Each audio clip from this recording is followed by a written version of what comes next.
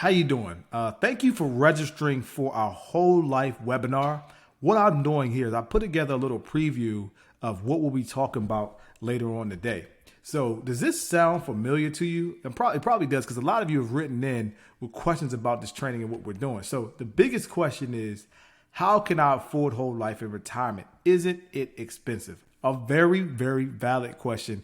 And I'm gonna get ready to cover that for you and answer it in a way that hopefully will make a lot of sense to you.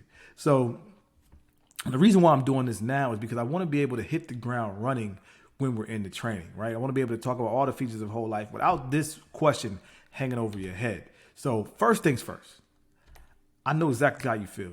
When I first got into the life insurance, financial planning industry, one of the things that we first did was we sold a lot of whole life, right? And that's all we sold. We sold only whole life, right? And I used to think the same thing. I used to think whole life is kind of expensive, and I don't think people can afford this thing.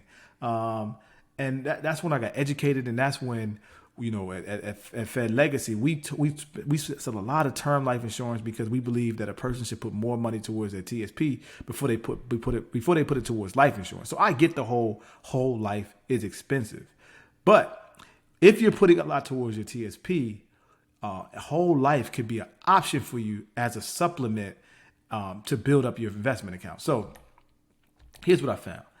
It's pretty normal to have trouble with investing in yourself in large numbers.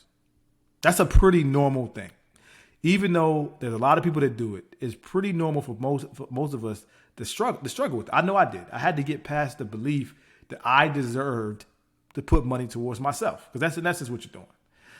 Like I said, especially if you weren't raised with money, right? My parents didn't have a lot of money, so I was raised in scarcity around money.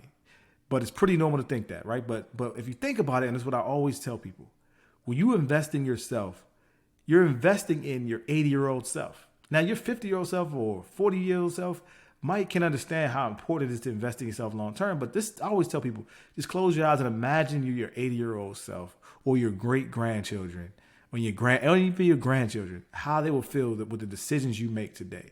They will want you to invest in yourself, because that's ultimately what you're doing. Pay yourself first. Then the next thing is, most financial people will tell you that you should invest in your whole life instead of an IRA or your retirement. This is a completely false statement. I'm sure you've run across people that says, you know what, buy a whole life policy and then put less into your retirement. You know, if you've met with us before, that we tell you, like, at least put 10%, try to get to the max. That's what we say at the baseline. And we would never tell you to sacrifice your retirement for a whole life, right? And so if people tell you that, run, because it's not great investment advice, right? Whole life should be used as a supplement, not as a replacement to your retirement. So if you tried investing in whole life and it just didn't work for you, you're not alone in that either. I run across people all the time who have bought the wrong type of whole life policies because they've bought it from a friend or a family member who told them they could use it for college and all this type of stuff, but they didn't structure it right. And so it ended up biting them in the rear end long term. So you got to structure these things right, and we'll go over that.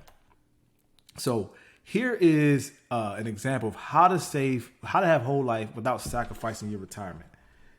Let me show you. So here's an example. This is an actual policy that we have on a client of ours.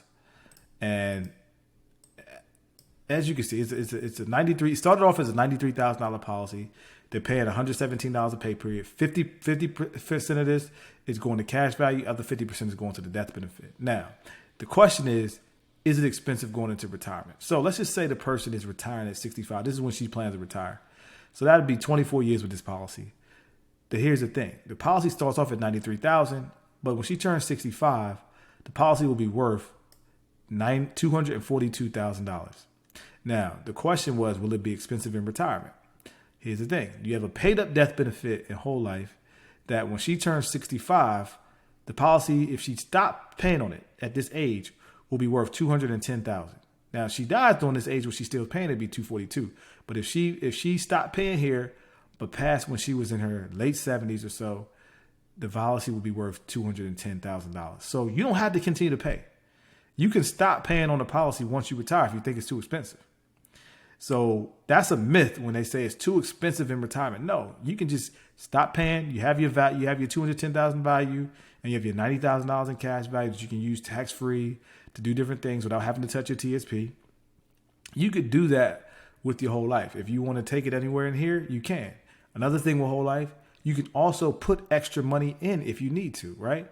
You could dump extra money in.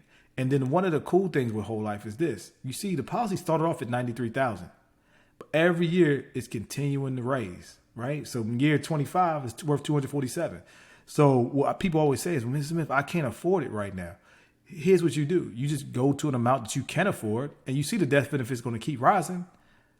Just put more money in, or just let it ride and just let it build over time, right? So those are some main things when it comes to whole life around the question of, can you afford it in retirement? You don't have to. You could just stop paying on it and just have your death benefit be at a certain amount, or you can continue to pay. It's up to you, but you don't have to continue to pay on it. That is a myth. So now you want to be able to have retirement savings as well as whole life. As you saw, when we make sure you build your TSP. Well, I didn't show you that, but if you met with us before, you know that we prioritize your TSP and we make sure we grow that. But you can have whole life as well, right? And there are a lot of people that do, right? And so we'll go over strategies around that tomorrow. But if you found this training this training helpful, you will love the training tomorrow, because we're going to talk about how to build an estate plan that keeps on growing. I touched on that a little bit today. We're going to talk about how to build a tax-free bank. Showed you a little bit of that today as well. And we're going to show you how you can have your long-term care expenses covered. I did not go over that at all today, but we'll go over that later today on this webinar at 7:00. Check your emails later today for the reminders and the links, and I look forward to seeing you soon.